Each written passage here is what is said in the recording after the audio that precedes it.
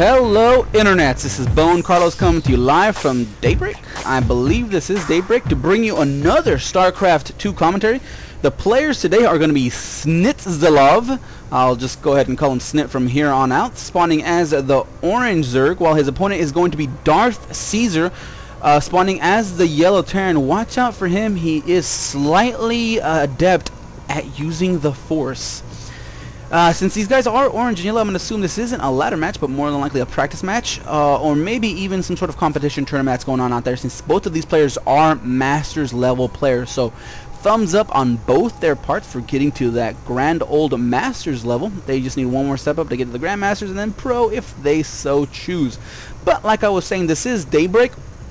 The expansion is fairly easy to grab, wide area of attack here or defense depending on what you're doing, and there is a wide ramp to get to the main stage area of the natural expansion, but there are destructible debris to bring that down to a narrow choke, but there is a backdoor ramp to the third expansion of the map, and with a wide area of attack here in case you want to do some sort of sneaky counterattack. So bases 2 and 3 are fairly easy to get.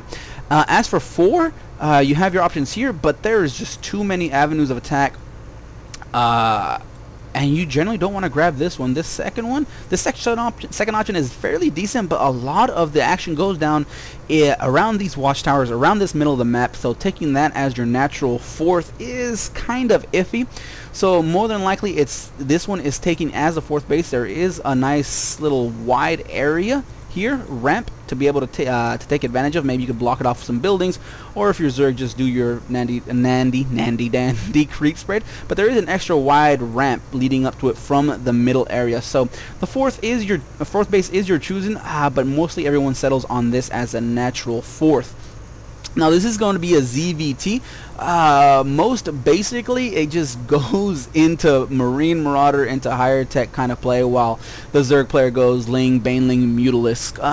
But this was a couple of seasons ago. Hopefully they came up with some new strategies, something new, exciting. Already we're seeing DarthCesar at 17 started off his fast expansion, and right now he doesn't have any other tech besides a single barracks, already getting down double refinery.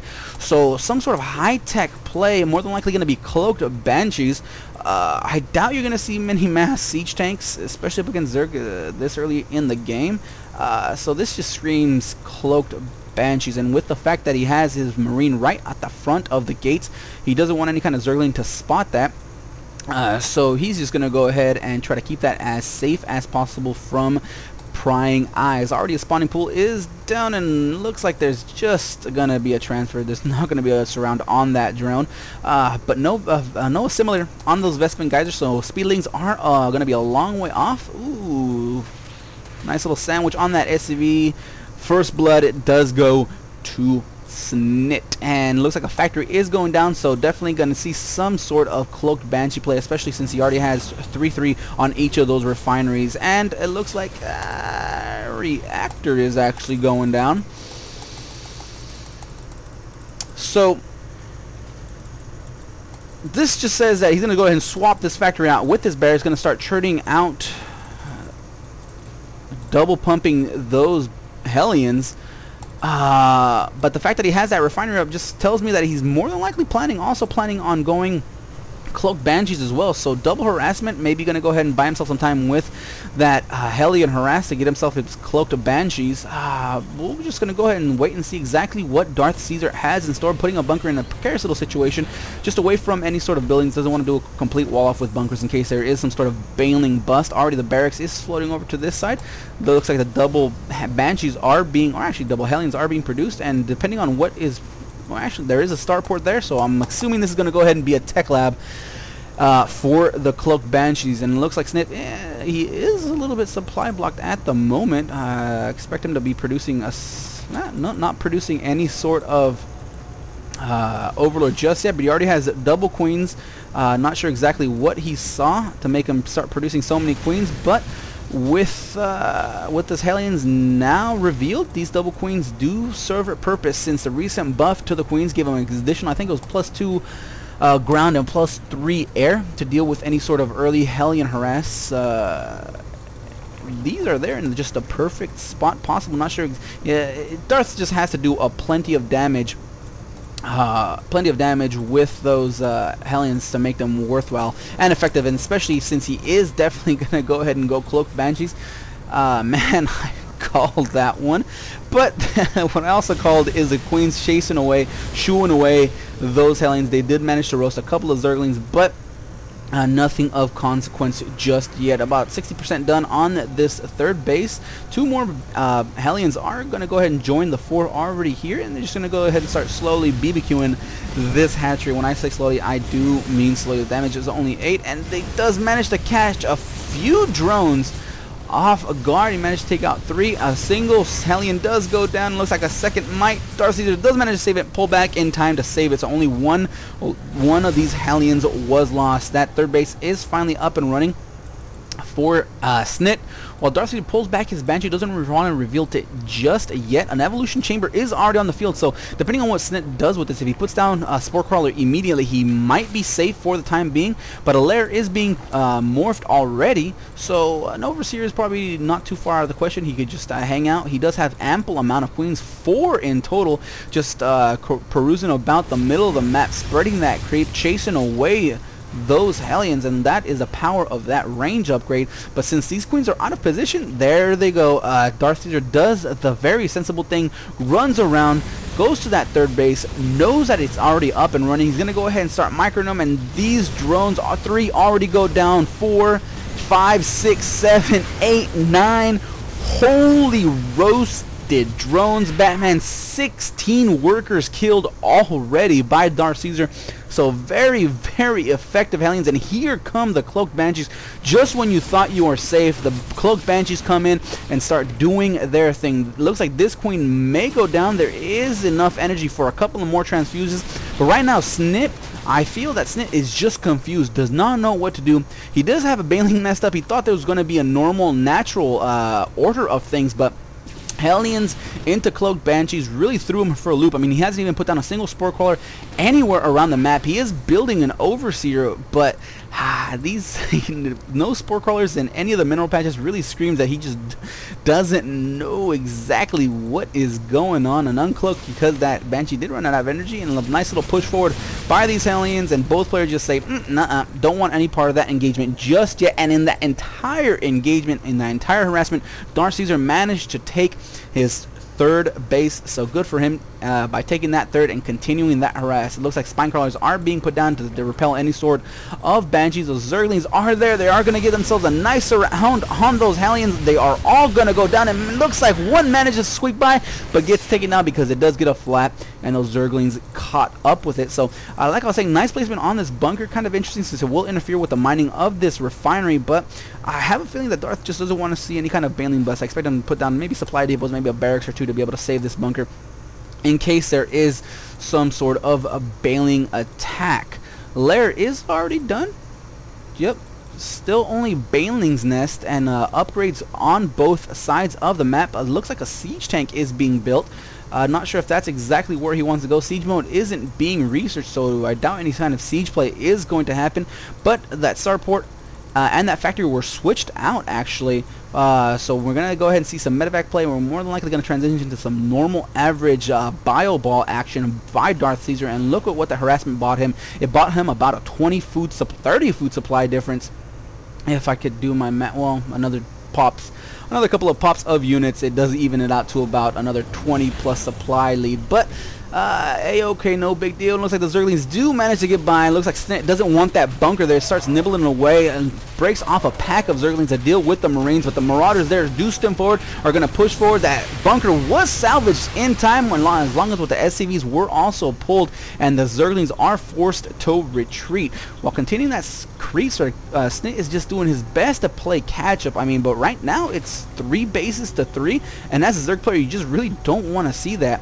And like I was saying before, it looks like it is going to go ahead and be a regular bio army. A couple of reactors already on these barracks, while more are being produced as we speak. These Cloaked Banshees are going to go ahead and push forward, try to do some more damage, but a Spore Crawler and Spinecrawler are there for protection, so that attack is just going to be null and void the second that Darth spots that Spore Crawler.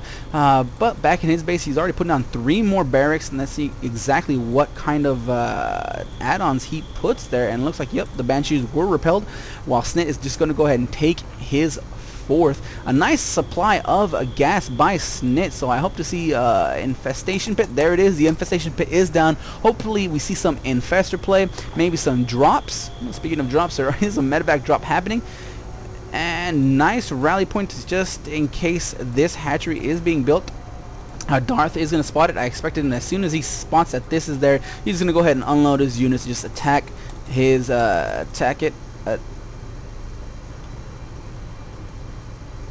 There it is. Single medevac does pull back to just stop this hatchery from being built, while the second one does just go ahead and push forward and attack. Is going to go ahead and attack the natural 3rd. So just going to go ahead and keep the...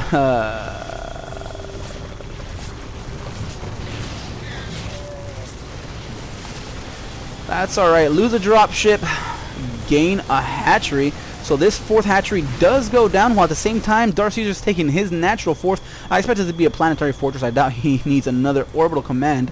But it looks like a nice little bioball army, nothing too crazy yet. 2 factories are going to be produced, while army is already built. So hopefully Thors are being built. So hopefully we're going to see some Thor action. We're definitely going to see some Thor action, especially with those 2 extra factories on our put down. With that, both of these refineries are up and running. A couple of tech labs on more barracks, so that is a lot of barracks that DarthCesar has.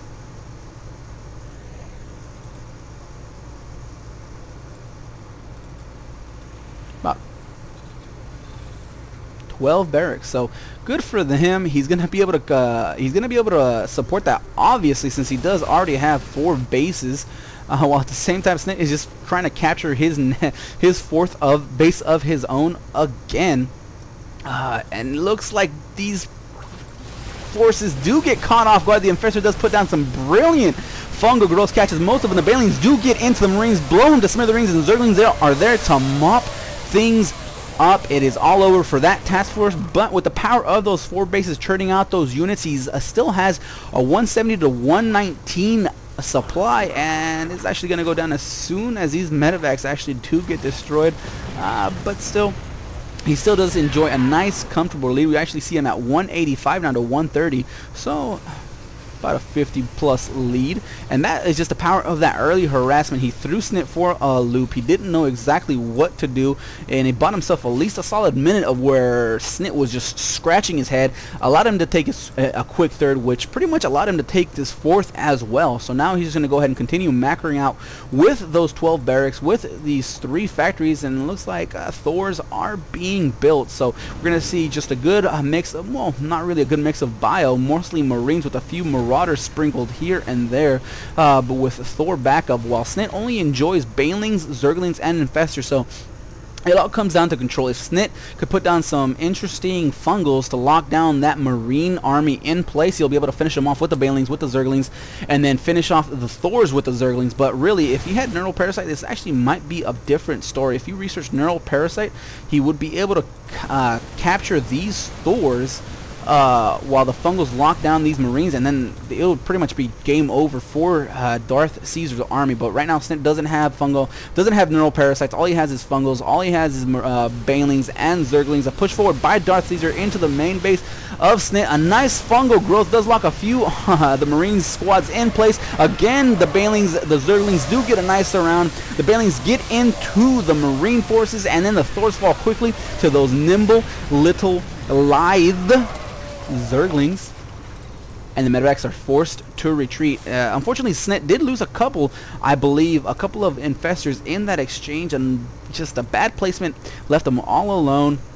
And a couple of work picked off in that engagement, and DarthCesar just says, why not? I'll just go ahead and take my 5th and 6th base while I'm at it. I do feel I am in the lead, and Snit is definitely behind. He only has 4 bases. His main is practically mined out. His natural doesn't even look like it's been really touched, while DarthCesar just finished his 5th base. His 4th base still has plenty of minerals. His 6th base is going to be up in about 30 seconds, while his 3rd and his natural still have plenty of minerals to mine from. So Snit did retake his 5th, but Snit is just really too far behind really to catch up at this point. I would say the game was over back in minute 8 and 9 when that Hellion Banshee combo really knocked Snit out of his chair. 4 Thors are going to accompany the mass Marine army, and really Darth is pretty much maxed out at 200 supply, and it still has a nice mineral and gas bank of 1,000 each pretty much, while Snit is pretty much broke. He has 300 minerals, 2,500 gas, but he doesn't really have anywhere to spend it on. I mean, he even has a couple of drones in his main army. I expect the last battle to happen very, very soon. He does have 4 Ultralisks coming into the field of play, and Snit is going to go ahead and try to do some bit of harassment of his own, but this planetary fortress is going to chew those Zerglings apart. 7 kills in 2 volleys. Those Zerglings want nothing to do with it, and they are just caught out of position. They finally do re-engage with the main army of DarthCesar. Nice fungal growth, but splits from DarthCesar's Marine army do save the day there. Only a few glancing blows on most of the Marines. They do finally burst from that acid, but the Thors are going to chase away those infestors. Only 3 survive out of the initial 6 or 7 that were from the start of the fight. 2 more Ultralisks are being built, but really 4 Ultralisks aren't really going to do much, especially if they don't have any kind of infestor backup, any Mutalisks backup, and not even any Roach backup. At this point, there is just nothing that Snit has that's going to be able to counter this army, and Snit and Darth is just remaxed out at 200. He did lose a couple to another fungal growth, but really he has no problem. He's going to just keep remaxing out. He has 3,000 minerals, has 2,000 gas. There is just nowhere. He's going to keep swarming the Zerg player until it finally collapses. An Ultralist does try to get us around, but Sutter stepping away with those Marines does take it down fairly quickly. 1 Thor does go down, but this is pretty much game over. This Ultralist goes down very quickly. The GG by Snit, and it is done. So very good play. I thoroughly enjoyed this matchup. I hope you guys enjoyed as well. If not, leave a comment down below on what I could do to make these more enjoyable for you. Either change my commentary style, add few things here's and there's, anything at all. Also, if there is a game that you would like me to cast of your own play, one of your own replays, leave a link to the in the comment section down below to one of the major replay sites, and I'll be more than happy to take care of it for you guys. Other than that, I am going to get on out of here.